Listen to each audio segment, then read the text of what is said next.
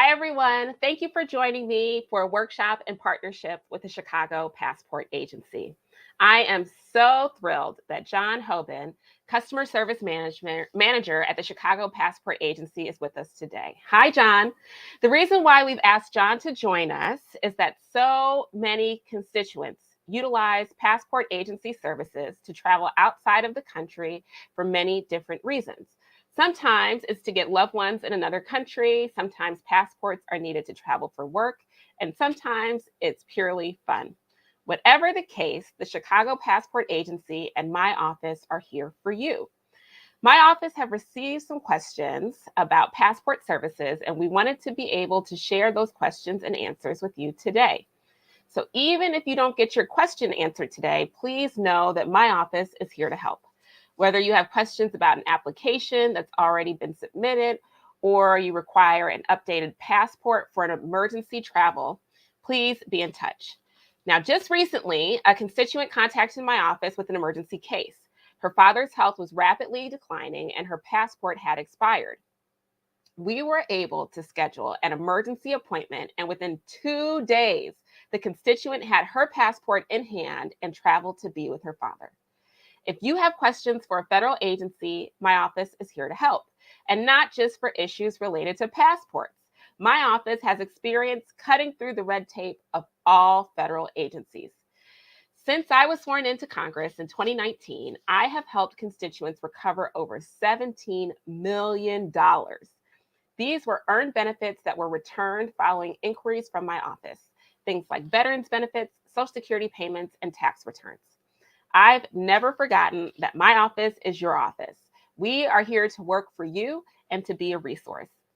You can reach our office at 630-549-2190. Now, during this Facebook Live, our expert will answer questions on processing times, documentation requirements, and unexpected emergency travel. Moderating today's question and answers will be Liana O'Grady. Liana is a staff assistant in our district office. She handles passport cases for the constituents of the 14th Congressional District. Hi, Liana. Thank you for joining me today. Also joining us again is John Hoban from the Chicago Passport Agency. John, thank you for being with us today. Thank you so much for having me. I'm really excited to be here today. Okay, fabulous. Now let's learn about some passports. Over to you. Thanks, Congresswoman. We're joined today by John Hoban. As Customer Service Manager, John oversees our regional passport acceptance facility and agent network, coordinating all regional passport outreach opportunities, managing congressional inquiries, and responding to public inquiries from the National Passport Information Center. Thank you for joining us today, John. Thank you. All right, so let's get started. Passport services, we are part of the Department of State, the Bureau of Consular Affairs. Next slide, please. So annually, we issue about 20 million passport books and cards. We encompass about 20% of the Department of State workforce. And although we're headquartered in DC, we have 27 agencies and 2 centers across the United States that adjudicate and print passports. So we're very busy and we're a very large agency that serves the US public every day. Next slide, please. So we issue 2 passport products. That is our passport book and our passport card. So both of these are valid for proof of citizenship and proof of identity. The main difference is with the passport card. It is only valid for land and sea travel between Canada, Mexico, and the Caribbean. So your passport book, you can go anywhere in any manner, land, sea, or air. But remember, with your passport card, it's only valid for land and sea travel between Canada, Mexico, and the Caribbean. So if you're driving to Canada or Mexico, it's a great option, or taking a cruise. It's more convenient, fits in your wallet, and there's also special express lanes if you're driving to use the passport card. But again, both are Real ID compliant, and both are proof of US citizenship and identity. Next slide, please. So what happens when you apply for a passport? So the first step, you're going to go to a local acceptance facility, like a post office or a library that has trained agents and is authorized to accept passport applications, to submit your application. You'll sign the application in front of the agent, and then the agent will mail it off to our processing facility, either in Philadelphia or other processing facilities in Texas. There, your application package is going to be opened up. It's going to be barcoded. The payment is going to be processed, and then the data entry is going to be completed. And after that step, the application is ready to be batched and sent off to an agency for processing. So again, one of those 27 agencies around the United States, that agency will receive your physical application, and our trained passport specialist will review the evidence of citizenship, identity, and entitlement and determine if we can issue you a passport. Once that step is completed and the passport specialist clicks approve on the application, it's transferred to one of our 2 large printing centers, one in Tucson and one in Arkansas, where your passport will be printed and then mailed out to you. Your physical application and documents, those are still at the agency, and those are mailed out separately once the passport is completed. Now, each of these steps, you can track it actually online at passport.state.gov. And each step you'll see online corresponds to this journey of a passport application here. So those first 2 weeks after you submit your application, it won't show up online because it hasn't been entered in our system.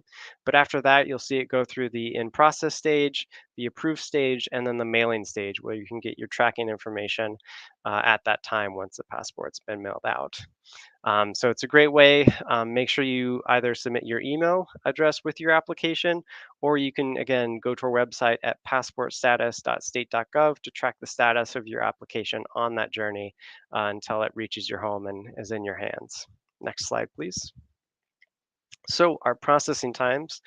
Right now, our routine processing takes 8 to 11 weeks, and our expedite processing, which is an additional $60, takes 5 to 7 weeks. This is something to keep in mind as you're thinking about your upcoming travel plans, or if you're looking at renewing your existing passport. Make sure to check these processing times before booking any travel.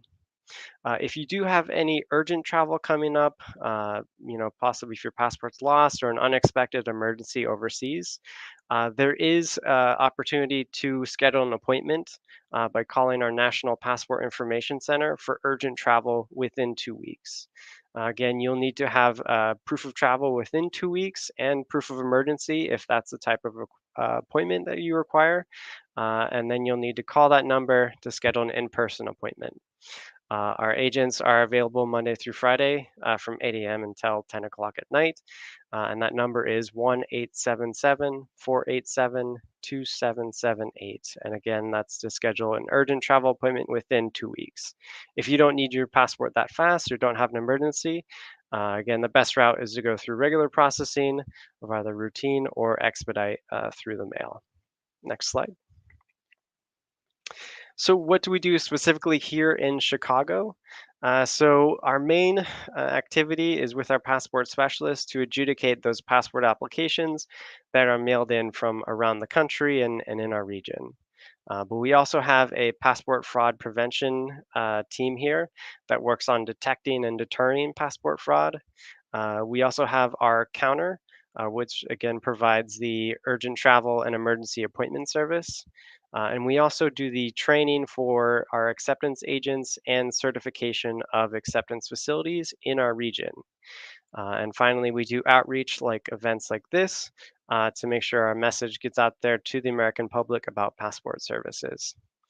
And in Chicago, we've been very busy since the beginning of the year. We, as an agency, have issued over 165,000 passports. We've processed over 2,000 congressional inquiries from offices like this one.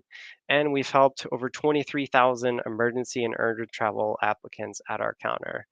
So we're very busy working daily to meet the needs of the US public and ensure they receive their passports in time for their trip. Next slide, please. So specifically for our trained passport specialists, when they receive your passport application, they're checking 3 things: citizenship, identity, and entitlement. So next slide. So the first thing they're going to review is going to be your evidence of US citizenship. In most cases, if you're born in the United States, this is going to be your certified US birth certificate. Keep in mind that your hospital certificate, although it's a great memento, is not actual your proof of US citizenship. Your birth certificate must be issued by the state, county, or city where the record is held by that vital statistics office. Um, Other forms of US citizenship evidence could be an expired US passport, it could be a certificate of naturalization or certificate of citizenship, or it could be a consular report of birth abroad for somebody born overseas. If you have any questions about specific citizenship evidence, I recommend you check out our website at travel.state.gov for more information on the different types of citizenship evidence and other situations you may encounter. Next slide, please.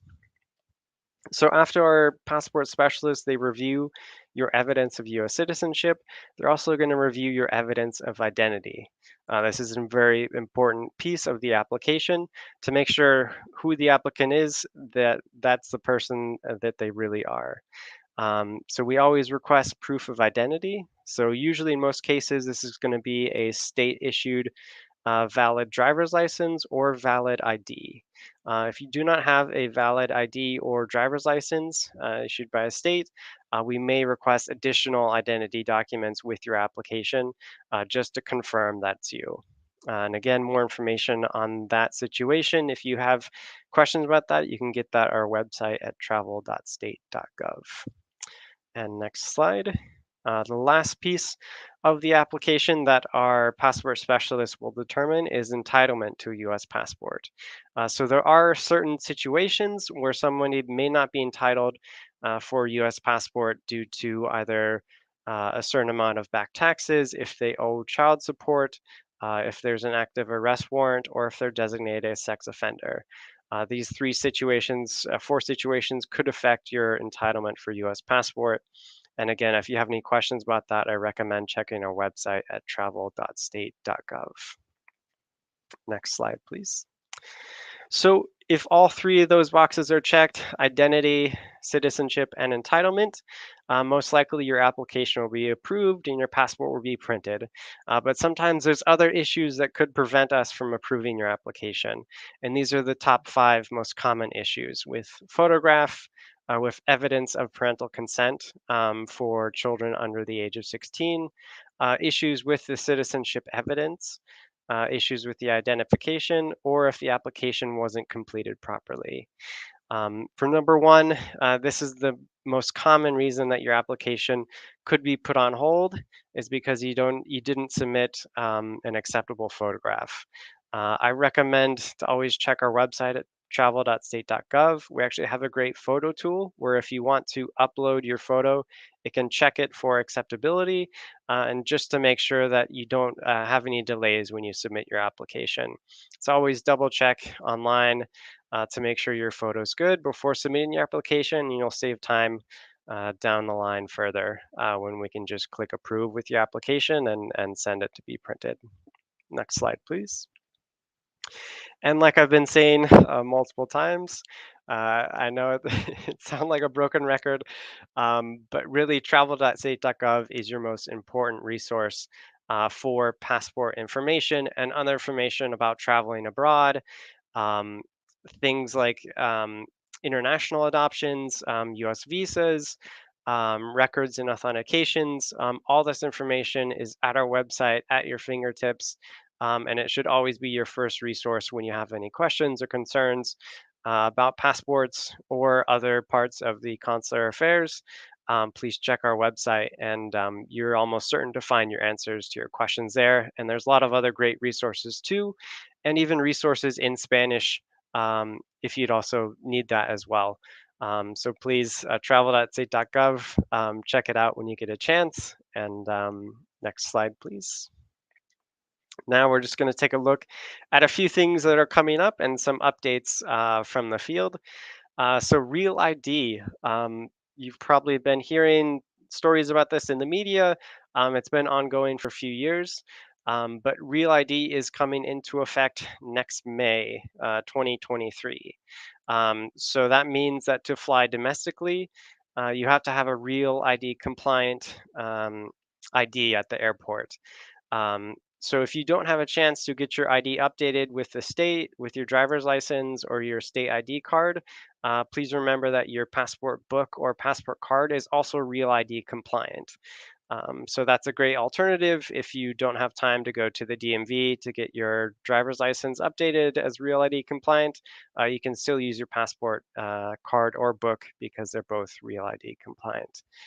So just beware of that, and that deadline's coming up next May. Next slide, please. And we have a few other updates coming up. Next slide. So this is a big one. It's our next generation passport. So it's a brand new passport design. And this new passport design is more secure, more durable, and overall a better passport than the previous version because it comes with the most updated security features and other design features.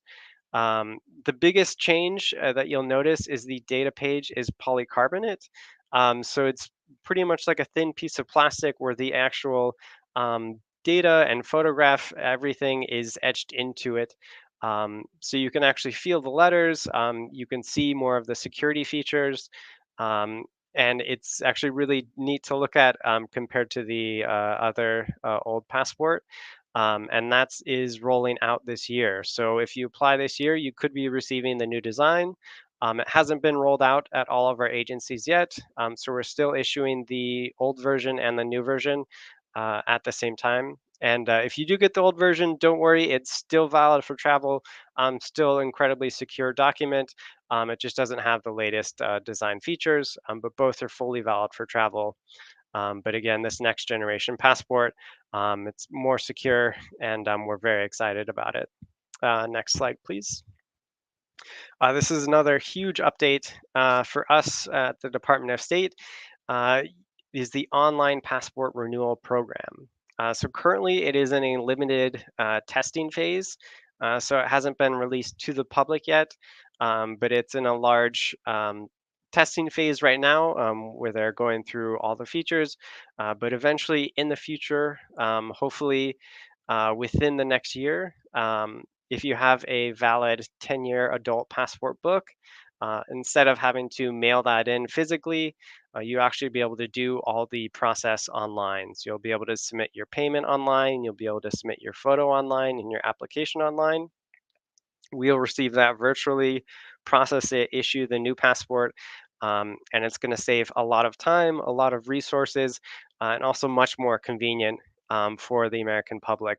So we're very excited about this. And again, it's in a testing phase right now, but it's looking to be rolled out within the next year. Next slide. Another big update is April of this year. You would have noticed a update on our passport applications, which allowed a third gender option, gender X. This is a big update for the passport and for passport services to really expand the options and always best assist U.S. citizens when selecting that option on their application. Next slide, please. And final update from the field. So previously, when we issued you your new passport, we mailed it out with about 3 or 4 different brochures inside the passport with various passport information. And while this was very useful, it is also a big resource for us to include these brochures with every passport. So now our new passports are instead being mailed out with a QR code on the back of the passport book. This QR code, when you receive it, you can just scan it on your phone. It'll direct you to those same resources that used to be in paper brochures, but now they're all online. So this saves paper, saves resources, and it is part of our greening initiative to cut down on waste and also make the process much more efficient. So when you receive your new passport, if you're applying this year, it'll have that QR code on the back. That sticker, you don't need to keep it on your passport. You can take it off when you're done, but just scan that and you'll get the information about how to use your new passport and best resources to guide you. So Great updates from the field, some big changes coming ahead. So we're very excited, and we hope you are too. So that is all I've had right now. Please check out our social media at travel.gov. We have Twitter, Facebook, and Instagram accounts with some great material and good updates. And as always, please check out our website at travel.state.gov for the most up-to-date information about passport services. Thank you, John. We received so many great questions. The first one comes from a family who lives in Naperville. The constituent contacted our office when his father became critically ill. The constituent needed to travel immediately. How can this applicant or others in similar situations obtain an emergency passport? So the first thing they should do if they have an emergency and they need to travel immediately within 2 weeks is they want to call the National Passport Information Center. That number is 1-877-487-2778. They will need to provide proof of travel and proof of emergency, but there's special appointment slots that are set aside for life and death urgent travel. So again, that should be their first step, is to call that number to make an appointment to be seen at the nearest passport agency. Okay. For constituents who are planning ahead and already booked their holiday travel, how far in advance should they submit their passport application? I would always say apply as soon as possible. With our processing times, 8 to 11 weeks for routine and 5 to 7 weeks for expedite. If you have the time to save the extra $60 and just send your application now, that's always best. You want to cut down on the hassle, cut down on the worry of, when am I going to get my passport? Or coming up against, a deadline if I need my passport now, like I don't have it yet. Always we say apply early, apply early, apply early. That's one of our big messages is, avoid the hassle, avoid the stress, just sending your application as soon as you can. And, if you're coming up to your expiration date, we recommend you renew your passport at least 6 months before expiration, because some countries as well require minimum validity to enter that country.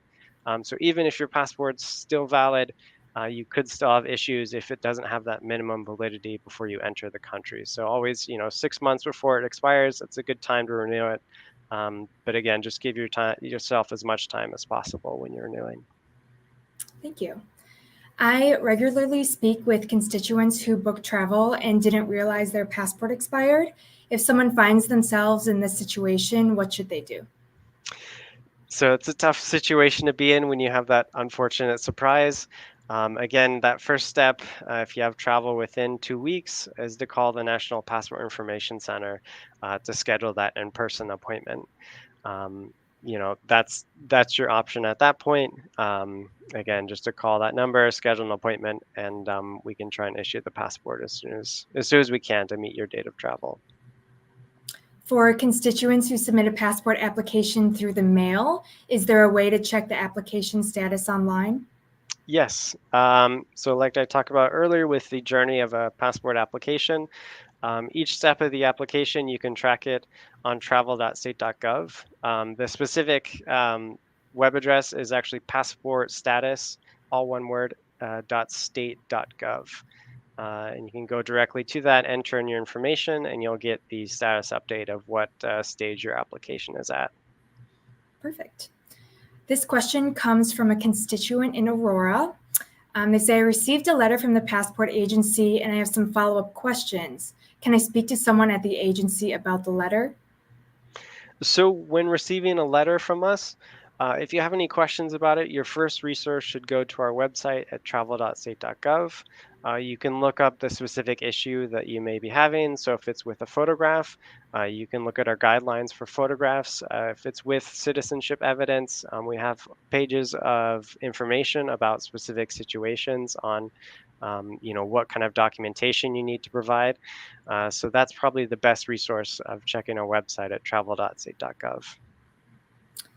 What does the passport card do that my driver's license and real ID won't? So your passport card, it'll get you across the border where your driver's license or state ID Even though some states issue enhanced driver's license, your passport card is still going to be needed to drive across the border, or passport book. Um, so yeah, that's, you may have a real ID, but your passport card is actually the one you need to travel with. Got it. Sometimes we hear from a constituent who lost their passport while traveling abroad. For individuals in this situation, how do they report a lost or stolen passport, and who should they contact to get a new passport? So if you're overseas and you have an emergency happen to you, like a lost passport or something like that, the first thing is to file a local police report, or contact the local police. The next step, if it's a lost or stolen passport, you can actually go online to our website to report that lost. And then the third step to go about replacing that is you need to find the nearest U.S. consulate or U.S. embassy in your country. At our website, again, travel.state.gov, you'll click the country, and then you can find the contact information for the nearest U.S. embassy or nearest consulate. And there you can make an appointment to be seen by their American Citizen Services section, and they will issue an emergency passport so you can travel back to the United States. And they also have, assistance too, for victims of crime, and other situations that could happen abroad. Your U.S. embassies and U.S. consulates have trained Foreign Service officers to assist you in those situations. Okay. For constituents who are new U.S. citizens and eligible for a U.S. passport, how are they able to obtain a passport?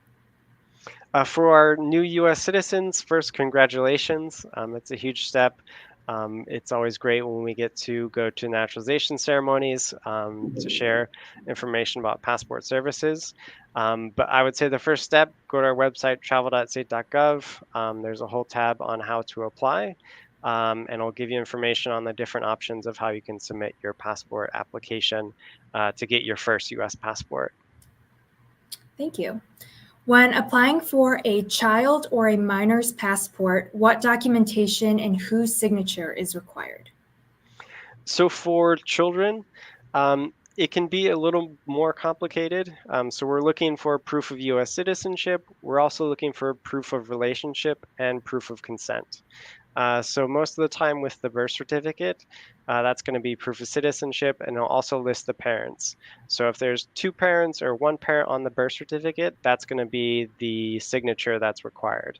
If there's a situation where a court has decided custody or legal guardianship, then we'll require the custody order or court documentation to show who has legal custody for the child and can sign for the child. And if situations where the parent can attend the appointment to sign the application, or the parent is in maybe another location or another country, in those situations, we'd require still the signature from that parent, but they can go to a local notary, complete the form DS3053. That's the notarized statement of consent, and then send that to the parent, who can bring that to the appointment and submit it with the application. So main message is, who's listed on the birth certificate, that's the signatures we're going to require unless there's a court order or something else involved. And if they can't attend appointment, then we would require their notarized consent with that form. Got it. It looks like those are all the questions we have. As we wrap up, do you have any final thoughts you want to share with our viewers? Always check your passport before booking travel. This is kind of the biggest thing. You don't want to be, again, stuck in that unfortunate situation of you're getting ready, you're packing your bags, and you check your passport and the passport's expired. So I would say anytime before you click buy on that trip to Cancun, make sure to check your passport first, that it's valid, that you can find it. And that'll save you a lot of headache. And always apply early, and check travel.state.gov for any other information or questions. Thank you again for joining us, John. If you have any additional questions following today's presentation, you can contact Congresswoman Lauren Underwood's office at 630-549-2190. Thank you so much.